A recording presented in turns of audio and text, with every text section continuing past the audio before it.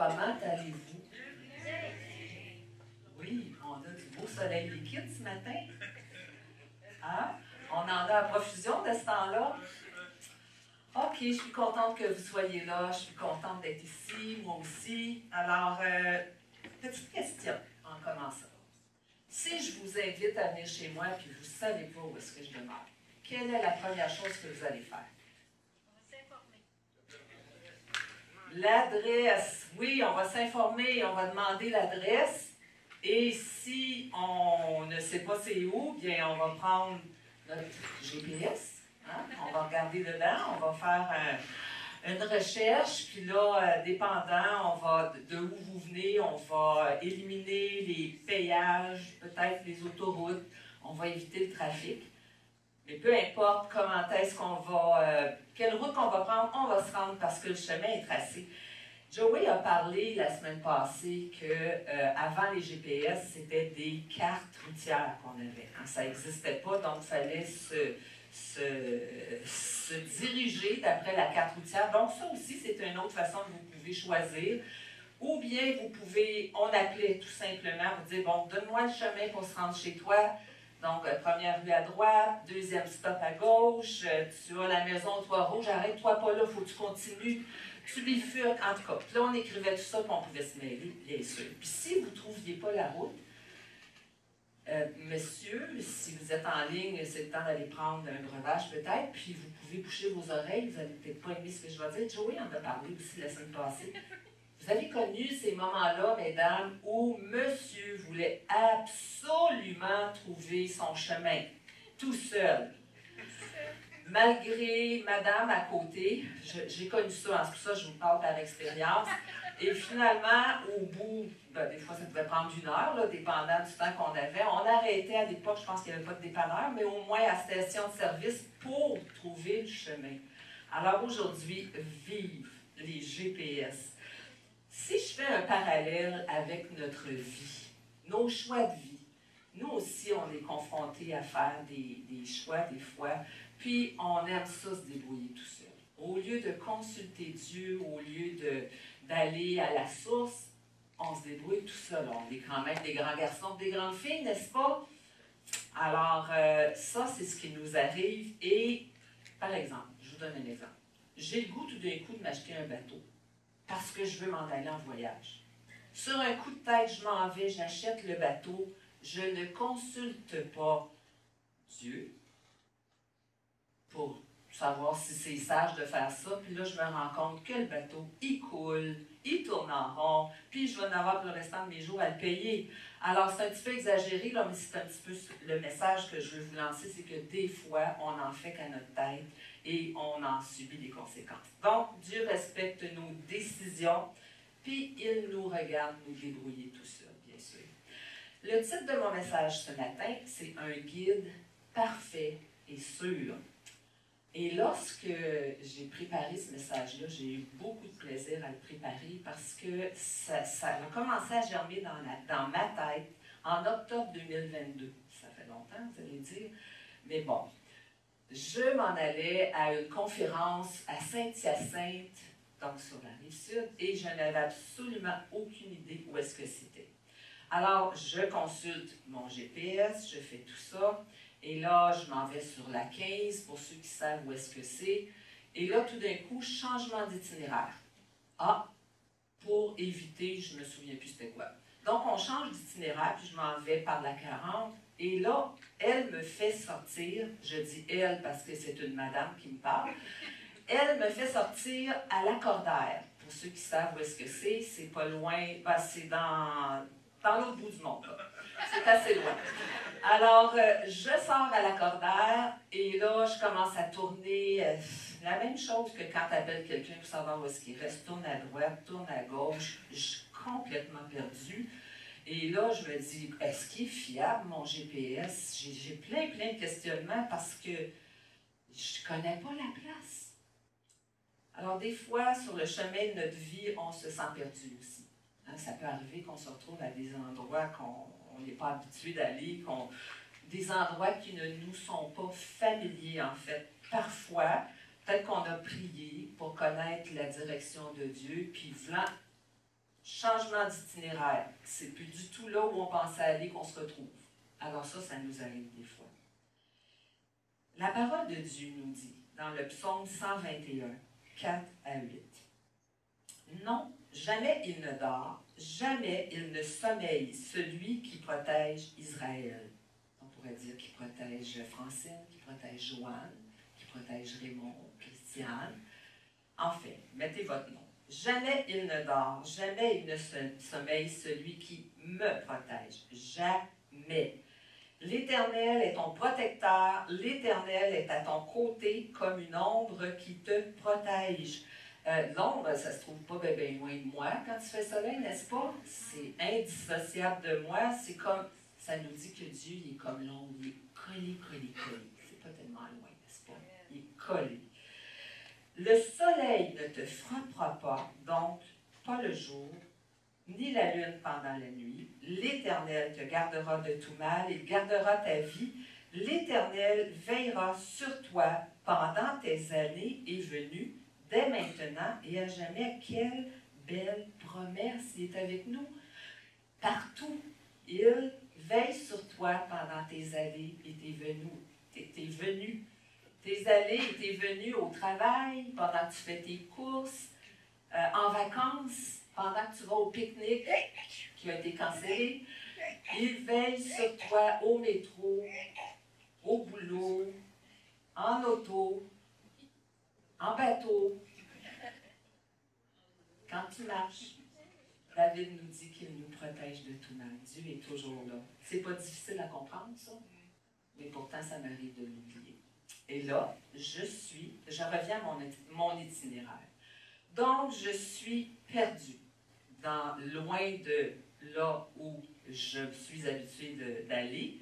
Et là, je me dis, mais comment ça se fait que d'habitude, je prends la 40, puis je suis allée souvent à Longueuil, et je tourne, je m'en vais jusqu'au bout, puis je prends le tunnel, tout simplement. Puis là, je me questionne, je me dis, Caroline, est-ce que la madame, elle sait où est-ce qu'elle m'amène? Tu sais, il y a un petit peu d'anxiété qui commence à prendre place. Je suis suspendue aux lèvres de la madame. Je me dis, si elle se trompe, moi, je suis dans des beaux draps, n'est-ce pas? Alors, je me parle. Ouais. Il y en a-tu qui se parlent ici? Il paraît que c'est un signe d'intelligence. C'est un psychologue qui m'a dit ça. Ah, j'ai plus de mains qui se lèvent tout d'un coup. OK. Alors, il y a beaucoup de gens intelligents ici. Alors là, je me parle. Et je me dis, Francine, wow, respire par le nez, là. Alors, je me calme et je me dis, Dieu est en contrôle, je vais me rendre à destination. Et finalement, lorsque j'arrive près du tunnel, pour prendre le tunnel, je m'aperçois qu'il y a une longue congestion avant. Alors, la madame du GPS, elle l'avait vu, elle. J'aurais été prise dans cette congestion-là. Peut-être qu'en cet instant, toi-même, tu vis une situation qui est difficile. Tu comprends pas où est-ce que tu t'en vas, qu'est-ce qui se passe dans ta vie. Tu as peut-être cherché la volonté de Dieu pour savoir, quel travail prendre, quel endroit aller, quel conjoint, quel médicament, peu importe ta situation. Tout à coup, tout s'embrouille. Ce qui semblait être la bonne chose à faire, maintenant, ça ne l'est plus. Ça peut arriver, ça? Moi, ça m'arrive des fois. Tu as perdu tes repères en cours de route, puis là, tout à coup, l'anxiété s'installe, le doute. J'ai-tu vraiment fait la bonne chose?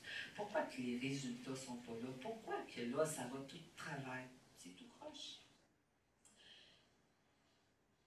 Dieu, il ne nous montre jamais toute la route à suivre. Vous avez remarqué ça? Il ne nous montre jamais toute la route. Le psaume 119-105 nous dit « Ta parole est comme une lampe qui guide tous mes pas. Elle est une lumière éclairant mon chemin. » Et une autre version anglophone dit « Par tes paroles, je peux voir là où je vais. Elles envoient un rayon de lumière sur mon sombre chemin. » Donc, c'est sa parole qui guide tous mes pas, qui me conduit à un endroit que j'aime ou que j'aime pas. Que j'aime ça ou que j'aime pas ça. Bien, même si le chemin est accidenté, là où je marche, j'ai une lumière qui est là. Hein? Vous avez ça sur votre cellulaire aussi. Alors là, c'est tout à l'heure, il fait clair, mais si c'était noir ici, vous verriez qu'il y a juste une partie qui est éclairée. Et c'est ce que ça nous dit ici. Si je me fais surprendre par la noirceur, que je suis dans une forêt, j'ai ma lumière et je m'en vais, je vais voir là où je vais mettre mes pieds, mais je ne verrai pas le restant.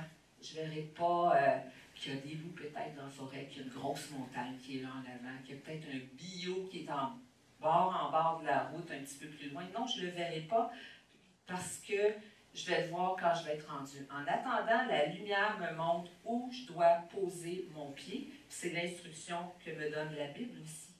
Dieu me montre un pas à la fois. Et encore là, il va être là pour m'aider à traverser chaque embûche qui va être sur mon chemin. Dieu va éclairer. Oups, on va le fermer. Okay. Dieu va nous éclairer dans le chemin à suivre, mais on doit faire une marche. Hein? On doit entreprendre de faire une marche. Donc, il faut marcher, il faut avancer. Ça se prend, cette marche-là avec Dieu, en faisant un pas d'obéissance à la fois. Si je n'avance pas, ça ne s'appelle pas une marche. Ça s'appelle faire du sur place. Hein? N'est-ce pas? Parfois, on demande à Dieu, montre-moi où je dois aller, conduis-moi, Seigneur. Puis là, il nous le montre, puis là, on se demande, est-ce que j'ai vraiment entendu sa réponse? C'est ça qu'il veut me dire? Il me semble que c'est pas ça que j'ai le goût d'entendre. C'est vraiment pas ça que je veux qu'il se passe dans ma vie. On est tellement aussi souvent concernés par vouloir bien faire les choses que des fois, on ne fait plus rien. On fait du surplace, on a peur d'avancer. On demande, mais on a peur d'avancer. On ne fait pas confiance à la direction et aux impulsions du Saint-Esprit. La Bible nous dit que le Saint-Esprit habite en nous. Alors, il nous dit, fais-moi confiance. Okay? Et moi, je vais te conduire dans le plan que Dieu a pour ta vie, puis inquiète-toi pas. Si tu te trompes en route, moi, je vais te rattraper. Puis je vais te remettre sur le chemin. Tout simplement, c'est simple. Alors, il y a des personnes qui aimeraient avoir le plan complet de leur vie avant de prendre une décision, mais ce n'est pas comme ça, généralement, que Dieu fonctionne. Hein, il nous montre une étape, on fait cette étape-là, on la franchit, puis après ça, il nous donne la prochaine étape à suivre. C'est comme ça que ça se passe. Parfois, on peut tomber, on peut reculer, revenir en arrière, trébucher, ça peut arriver. On poursuit par sa force et par sa grâce. Puis si on arrive à une bifurcation du chemin, on appelle ça les endroits de décision. Seigneur, qu'est-ce que je fais maintenant? Il va nous montrer. C'est ce que la Bible nous dit. Il va nous le montrer. Le verset qui se trouve dans 2 Samuel 22, les versets, je devrais dire, 31 à 33 dit, Dieu est un guide parfait. Les avis qu'il donne sont sûrs. Il est comme un bouclier pour tous ceux qui se réfugient auprès de lui. Un seul est Dieu, c'est le Seigneur. Un seul est un rocher pour nous, c'est notre Dieu. C'est lui, mon puissant protecteur, qui dégage la route devant moi. Wow! Non seulement il éclaire mon chemin, mais il dégage la route devant moi. C'est-tu assez beau, ça? Puis ça encore, je l'ai compris quand je suis arrivée au tunnel, pas loin du tunnel, j'ai bien vu que c'est ce qu'il avait fait. Il avait dégagé la route devant moi et il m'avait fait des détours, bien sûr. C'est important, une fois qu'on a demandé à Dieu la direction pour notre vie, de lui faire confiance. Il est un guide parfait et les avis qu'il donne sont sûrs. C'est ça qu'on vient de lire. Puis quand je suis arrivée près du tunnel, je me suis un peu sentie piteuse d'avoir eu toutes ces craintes-là. Puis j'avais pas fait confiance à mon GPS. Puis là, je parle de mon GPS divin. Hein, on vient de lire Dieu est un guide parfait, les avis qu'il donne sont sûrs. On retrouve le GPS dans ce verset-là. J'ai-tu aimé ça quand j'ai vu ce verset-là? puis que j'avais à cœur de partager sur cet itinéraire-là. Donc, ça m'a donné une leçon si j'ai demandé à mon guide parfait et sûr, mon GPS divin, de me diriger. Alors, je ne dois pas être surprise que parfois, il me fait dévier. Il y a une raison de le faire, c'est sûr. Puis mon GPS, savez-vous, dans mon cellulaire ou dans mon auto, peu importe, il n'est pas infaillible. Des fois, je programme une route et là, il m'amène en quelque part. C'est un cul-de-sac. Est-ce que ça vous est arrivé, ça? Est-ce que c'est frustrant? Oh!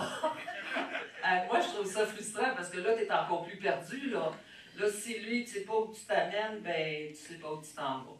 Alors, mais mon GPS divin, lui, il sait où il va. Il est infaillible. Parfois, sur le chemin de notre vie, on peut se sentir seul. OK, ça peut arriver. Dieu nous a montré où aller au début.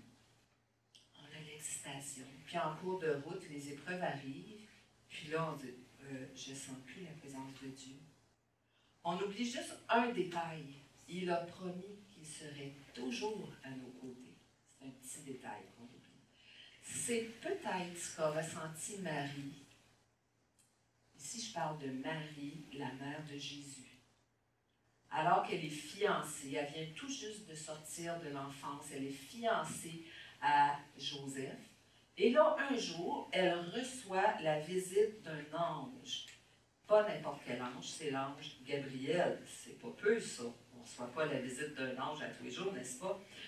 Puis là, il lui dit de se réjouir parce que Dieu lui a montré son amour et qu'elle serait enceinte et qu'elle appellerait cet enfant-là Jésus et qu'il serait le Fils de Dieu.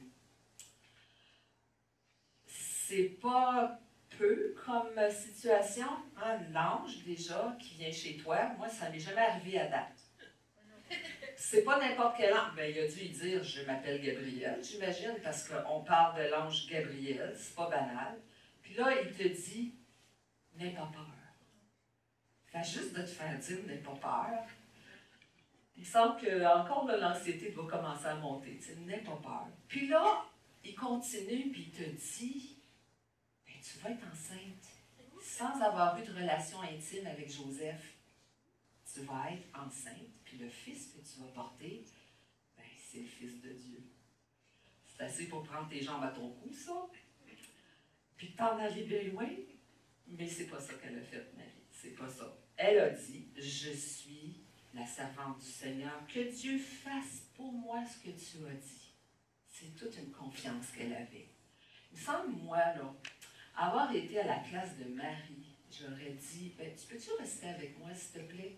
Juste pour l'annoncer à Joseph que je vais être enceinte, puis que c'est pas lui qui va être le père biologique.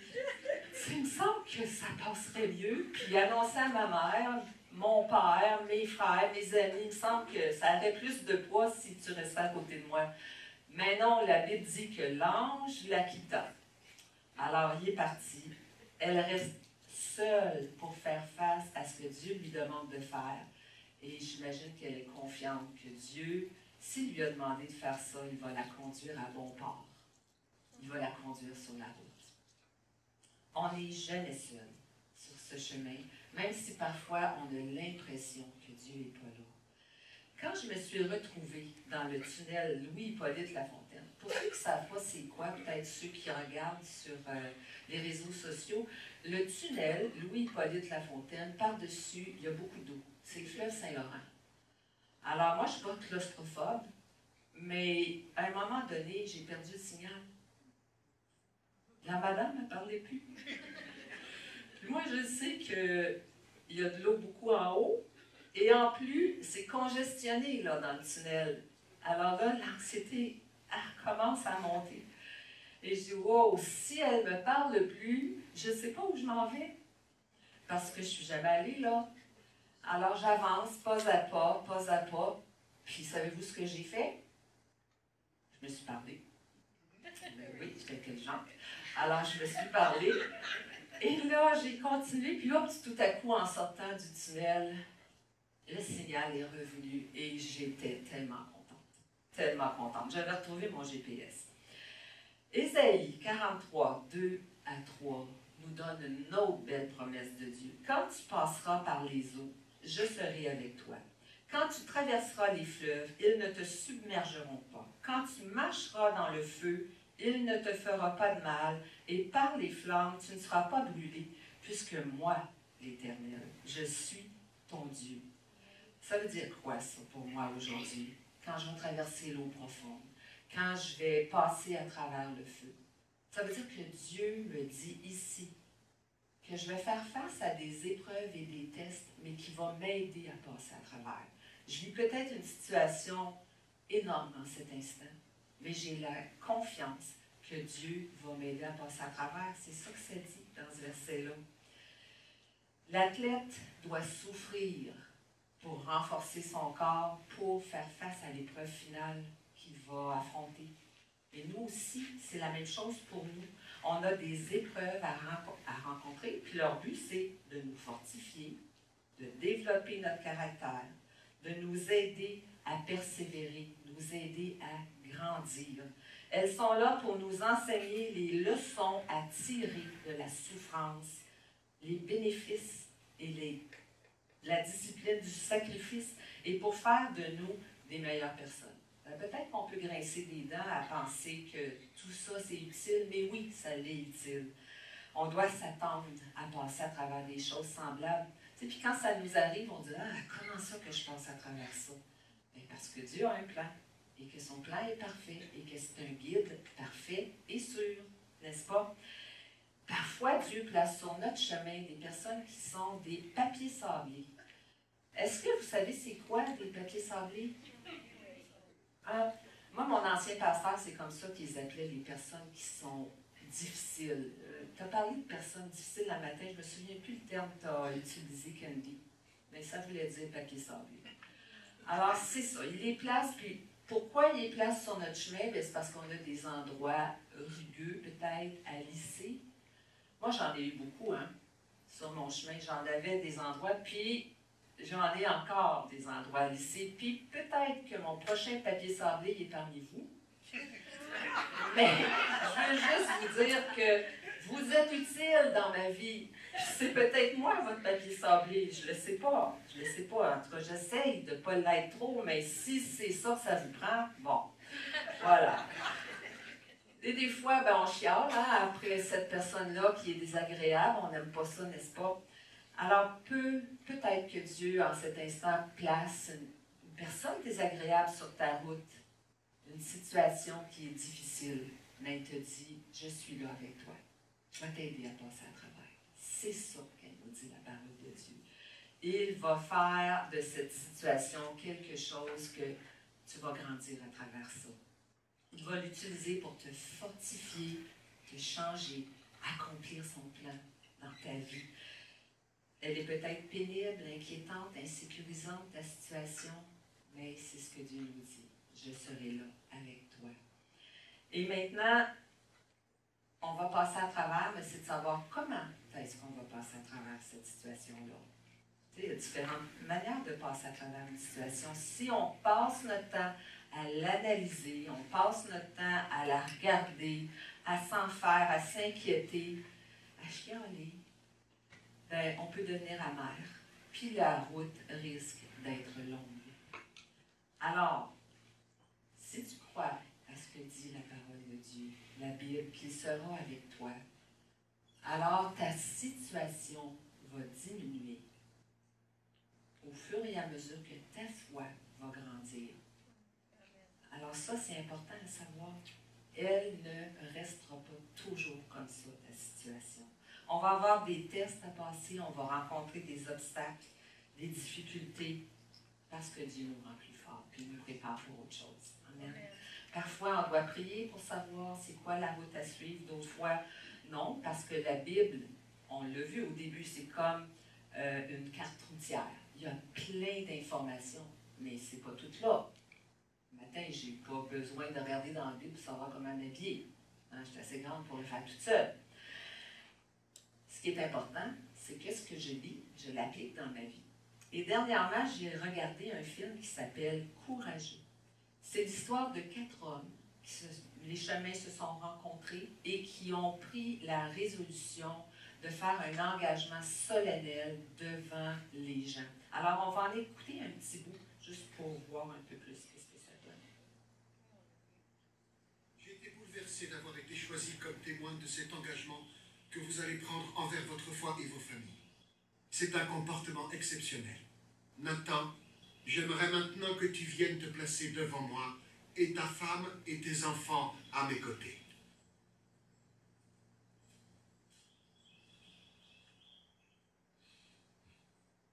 Tu es mon fils dans la foi. Je t'ai montré le chemin quand tu n'étais qu'un jeune homme perdu.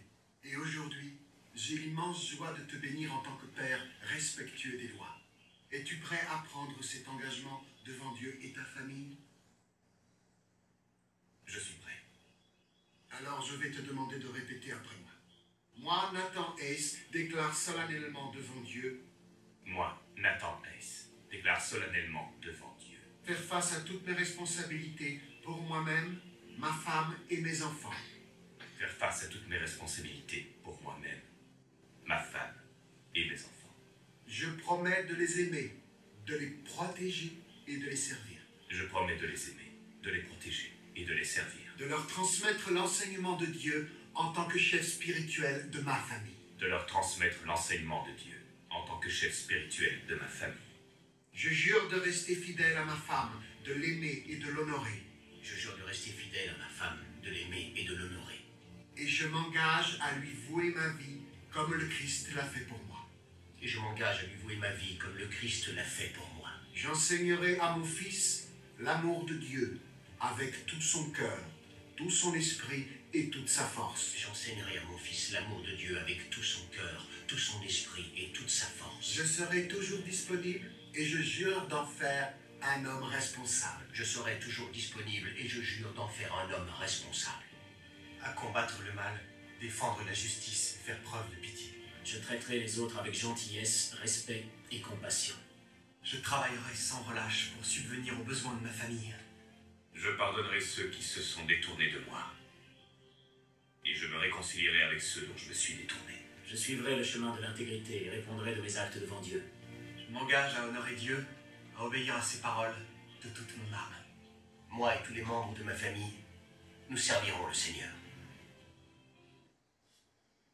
C'est beau comme engagement, n'est-ce pas? Toutes les femmes qui ont répondu Amen. C'est un bel engagement. Et le pasteur, après ça, devant qui ils font cette déclaration, il les met en garde. Que ce ne sera pas facile. Ils se sont engagés à vivre dans le respect de cette résolution. Il leur dit que quand va venir l'adversité, il va leur falloir beaucoup de courage pour maintenir cette résolution-là. Et ils l'ont toutes signée. Et un peu plus loin dans le film, on voit Javier, qui s'appelle Javier, celui qui a un type espagnol, je pourrais dire, dans le film, mexicain peut-être. On lui offre à un moment donné un poste à son travail et lui, il a des gros problèmes financiers, ce qu'on comprend dans le film. Et on lui offre un beau des avantages, en tout cas dans ce travail-là, dans ce qu'il va avoir comme fonction. Mais il y a un petit bémol, c'est qu'il va devoir faire des compromis, il va avoir à rentrer des quantités, mais il va falloir qu'il fasse des compromis sur la quantité à rentrer. Alors là, il dit, ben, est-ce que je peux y réfléchir? Ils ont dit, tu as jusqu'à 10 heures demain matin pour réfléchir. Alors il rentre chez lui, il parle de ça à sa femme. Puis là, c'est une occasion extraordinaire de sortir de leurs problèmes financiers, mais il a signé un engagement, il a pris une résolution, puis il veut la mettre en pratique. Donc, c'est tout un combat qu'ils doivent livrer. Le lendemain, à 10 heures, il se présente dans le bureau et il dit à son patron, « J'ai pris ma décision. Je refuse parce que je ne veux pas faire de compromis. » Et là, le patron a dit, « Ah, bravo, c'est toi que j'attendais. » Il y en a plusieurs qui sont passés avant toi et qui ont accepté. Et moi, j'attendais la personne honnête. Alors, c'était un test à passer et il l'a passé. Alors c'est ça, des fois on a des tests à passer où on est confronté à des décisions. Plus on s'approche de Dieu, plus on apprend à connaître ce qui est dans la Bible, plus on l'applique dans notre vie, plus on fait des choix qui sont sensés. Parfois, ça peut paraître illogique, mais les résultats vont nous donner raison parce qu'on a fait confiance à notre GPS divin. De là l'importance de découvrir qui est Dieu, de le découvrir à travers sa parole pour appliquer cela dans nos vies. On a un Dieu qui est au contrôle sur notre chemin. Si notre désir est de faire la volonté de Dieu sans vouloir à tout prix en faire à notre tête, parfois on va se retrouver dans des situations qui sont inconfortables. On n'aime pas ça sortir de notre zone de confort, on n'aime pas tout à fait ça, les changements. En tout cas, moi, je n'aime pas beaucoup les changements dans ma vie. Il faut que je sois préparée et c'est inconfortable.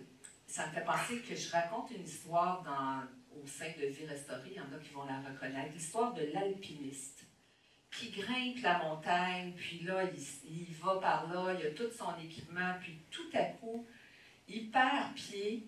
Et là, il doit s'accrocher à une branche pour ne pas tomber et tout son équipement, bling, tout en bas. Il n'y a plus rien, il est accroché après la branche. Puis là, il dit, « Y a-tu quelqu'un en haut qui peut m'aider? » Et là, Dieu est en bas. C'est une histoire, n'est-ce pas? Dieu est en bas, puis il lui dit, « Oui, lâche la branche, je vais t'attraper. Y a-tu quelqu'un d'autre en haut? » Alors, des fois, hein, on est confronté à une situation où on a peut-être peur de faire confiance à Dieu. Puis Dieu dit, ben, lâche ta branche.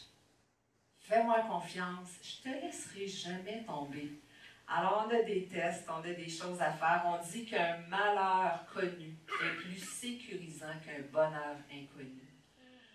Alors, souvent, on est habitué à notre malheur, à notre situation. Et on sait qu'il y a des bonnes choses pour nous, mais ça nous fait peur.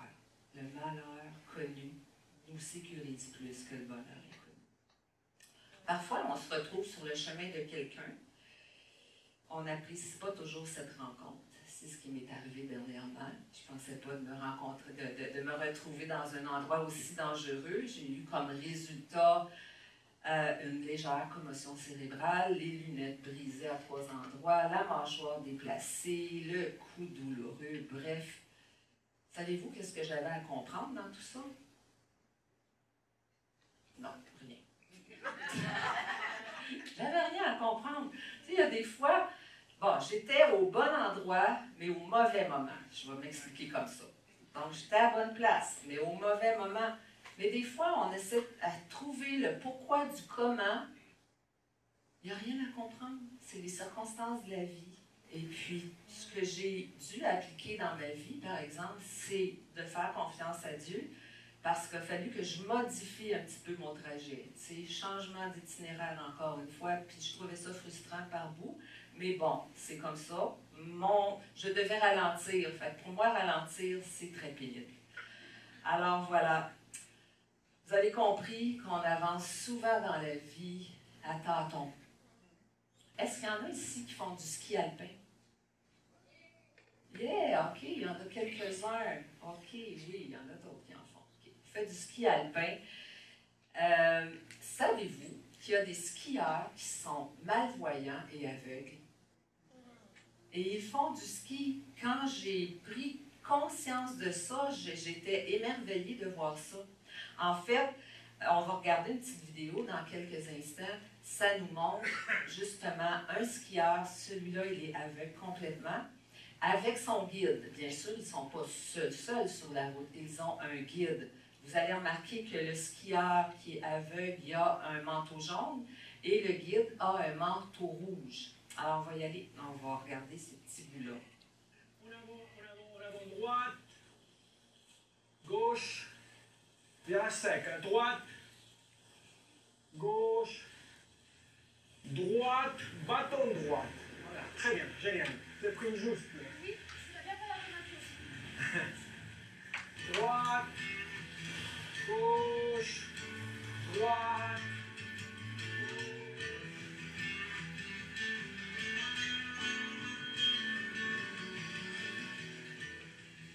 marqué. Maintenant, vous pouvez faire un peu de livre, ok? Il faut les voir la pluie. C'est pas sûr. Gauche libre.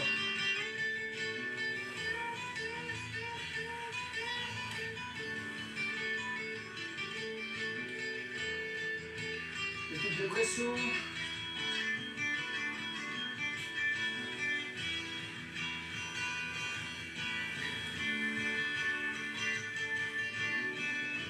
Gauche. Parfait. Oh, Olivier. Et voilà, vous avez remarqué que le guide lui parle continuellement. Hein, la voix du guide, ça devient les yeux de l'aveugle. Et vous avez remarqué aussi qu'il l'attrape quand c'est dangereux, il va y saisir la main. Le guide, la voix du guide, c'est dans un micro qui parle et il y a un haut-parleur au bas de son dos pour que l'aveugle puisse entendre les consignes. Et il est complètement concentré sur la voix du guide. Il lui indique le pas, le rythme, les reliefs, la position des autres skieurs. La communication, c'est la clé pour la réussite de cette expérience-là. C'est sûr, ils doivent bien communiquer. Ils doivent avoir une confiance absolue en son guide. Oui, le guide lui donne des indications, vous avez vu, hein, il y a une déviation, va à gauche, va à droite, tension, il y a un skieur à ta droite, ralentit. Alors, il y a une confiance absolue. On a un verset dans Ésaïe 42, 16, qui nous parle aussi des aveugles. Ça nous dit, les aveugles, je les ferai marcher sur une route qu'ils ne connaissent pas. Oui, je les conduirai sur des sentiers dont ils ignorent tout. Je transformerai devant eux leur obscurité en lumière et leur parcours accidenté en terrain plat. Tout cela, je l'accomplirai sans rien laisser d'inachevé. La vie, c'est comme skier en étant aveugle. On ne sait pas qu'est-ce qui va nous arriver dans 5 secondes. Je peux tomber à terre, là. Je n'ai pas planifié. Alors, c'est comme skier. On ne peut pas voir les luttes à venir. On ne peut pas voir les personnes qui vont nous blesser, nous heurter, sans parler des expériences du passé qui peuvent nous laisser vraiment vulnérables. Tous les chemins qu'on emprunte nous amènent à garder nos yeux fixés sur Jésus. Comme les skieurs aveugles qu'on vient de voir, nous aussi, on doit faire confiance, une confiance aveugle en Dieu. On ne sait pas ce qui se trouve sur notre chemin, mais on connaît celui qui trace la route. Et il marche sur cette route-là avec nous. Il est à nos côtés. Et lorsqu'il y a du danger, il est tout près. Il nous tient et il nous guide pas à pas. La fonction du GPS, c'est de nous amener à bon port, en sécurité, en paix. Et c'est ce que m'offre mon GPS divin, mon guide parfait et sûr, si je lui en donne l'opportunité, bien sûr. Si ces skieurs-là sont capables de faire confiance à un guide qu'ils ne voient pas, un guide qui peut faire des erreurs, qui a des limitations, je pense qu'on peut faire confiance à notre guide. On ne le voit pas, notre guide divin, mais il est là. Il n'est pas limité. Il est infaillible. Et il connaît tout. Il ne fait jamais d'erreur. Il connaît la route. Il te connaît. Il sait ce qui s'en vient sur ton chemin. Et il te dit, je vais te protéger. Fais-moi confiance. Suis-moi. Écoute ma voix, tout simplement. Alors, j'ai demandé à Aldo de terminer avec un chant qui s'appelle « Tu traces un chemin ». Ce chant-là nous parle que Dieu est notre lumière dans les ténèbres. C'est lui qui trace le chemin et que même si je ne le vois pas, il est là. Même si je ne l'entends pas, il est là et il prend soin de moi. On va prier, s'il vous plaît. Seigneur, je te remercie de tous ces indications que tu as, Seigneur, sur ta carte routière, qui est la Bible, pour nous. Parce que toi, tu connais le chemin. Tu connais, Seigneur, tout ce qu'on a à traverser. Tu le connais déjà. Mais déjà, tu as pourvu un moyen pour qu'on passe à travers. Tu ne nous laisses jamais seuls. Jamais. Tu nous donnes le choix, Seigneur. Tu nous imposes jamais ta volonté. Jamais tu ne nous l'imposes. Tu nous donnes le choix dans cette vie, soit de marcher à l'aveugle, seul, ou de te faire confiance, comme un guide parfait et sûr qui prend soin de nous. Alors, Seigneur, aide-nous à te faire confiance, à aller sur ce chemin de notre vie, Seigneur, en s'appuyant sur toi et non pas sur nos propres ressources. Elles sont limitées, nos ressources, mais toi, tu es illimité, Seigneur. Tu es un Dieu qui nous a prouvé ton amour. Tu es un Dieu qui est rempli de bonté pour chacun de nous. Tu es rempli de compassion. Tu es rempli, Seigneur, de miséricorde. Et tu nous accordes ta grâce. Cette grâce qui m'aide à faire les choses que je ne peux pas faire par moi-même. Tu nous donnes ta grâce illimitée. Merci, Seigneur. Aide-nous, Père, à regarder à toi et à aller chercher en toi le secours dont on a besoin pour nos situations. Pour la situation que tu vis, peut-être en cet instant, il y a une réponse. Il y a un Dieu qui est là pour y pourvoir, pour t'aider, pour te soutenir. Il te demande juste de faire un premier pas, un pas à la fois. Après, tu auras un autre pas à faire et tu vas avancer comme ça dans le chemin que Dieu a tracé pour toi. Alors, je te remercie, Seigneur. Merci pour ta parole qui est sûre. Merci pour cette direction que tu nous donnes. Et je t'ai prié dans le beau nom et merveilleux nom de Jésus. Amen.